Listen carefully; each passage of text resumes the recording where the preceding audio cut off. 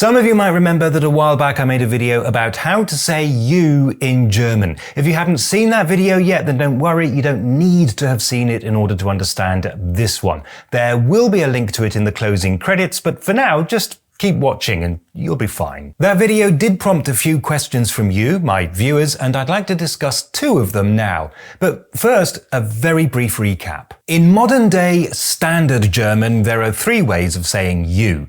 If you're talking to one person informally, you use du. If you're talking to more than one person informally, you use ihr. And if you're talking to any number of people with some respect, you use sie with a capital S. Each of these words has a number of different forms for reasons of grammar, but that's not very important right now.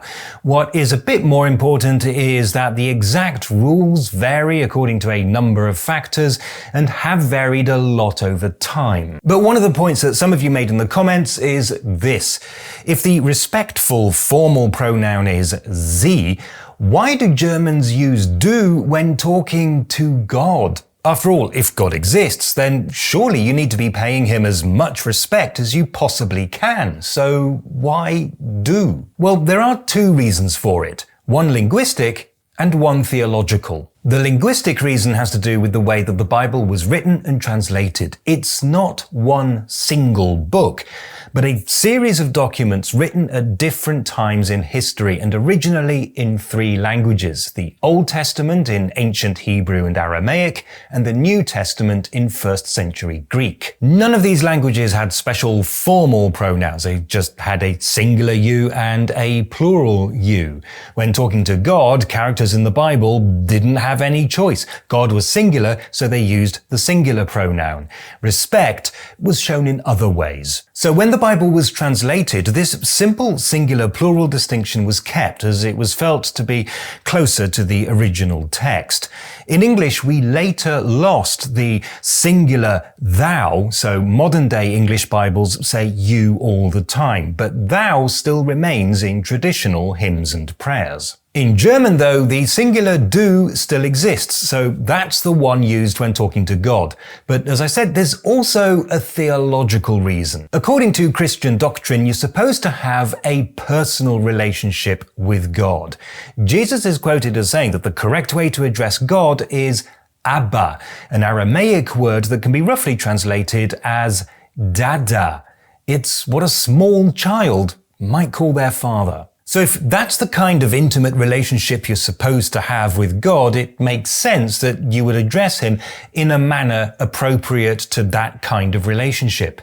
Christians believe that God is their father, so why would they talk to him as if he were their bank manager? So that's one point that was raised. The other point that I want to talk about concerns capitalization. And I find this one particularly interesting because I think I may be seeing in real time a new grammatical rule developing in the way that grammatical rules usually do.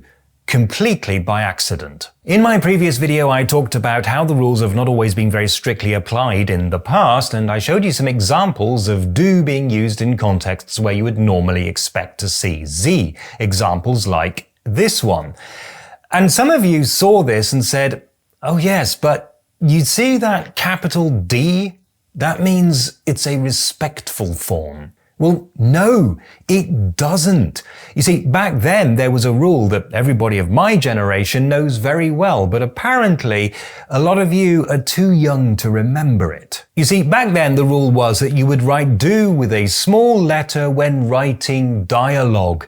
But if you were addressing the reader directly, in a poster or in a letter, for example, then you would have to write it with a capital letter. So, for example, here is some dialogue where characters in the story are talking to each other. Small letters. A sign like this, on the other hand, is speaking to the reader directly, and so du is capitalized, although here is actually in the accusative form dich. It didn't matter whether you were writing to your great-aunt, your mother, your best friend, or your lover. It was always do with a capital D. And the same, incidentally, if you were using the plural ear. That also had to be capitalized. That rule was abolished in the spelling reform of 1996, but it was one of the changes that people complained about, and so about 10 years later it was brought back, but made optional. So now, if you're speaking to the reader directly, you can choose whether or not to capitalize the pronoun. If you look at the traditional grammar references, like Duden, for example, they don't talk about formality or respect. They all say the same thing. You can capitalize or not capitalize. It is entirely your decision and it makes no difference. The only definite rule is to be consistent. Don't have a mix of styles in the same text. And this doesn't apply, of course, to the formal Z, which is always capitalized. However, it seems that if you talk to young people about how they feel about this, a lot of them will say that capitalizing du is done to show some respect. That was never the rule, and it still isn't. It's possible that it soon will be, or maybe not. We'll just have to wait and see. And as I said, this is how language normally evolves. It's not by officials making rules, it's by ordinary people doing what feels right to them. And it's easy to see why this feels right. Capital letters are often used to show formality and respect, so it's a perfectly logical assumption to make. So there it is. Translation issues, religion, and misunderstood grammar rules all contributing to the way that we communicate. The languages that we speak were not designed, they just happened. Oh, and as I said, if you haven't already seen it, I've linked the previous video just down there.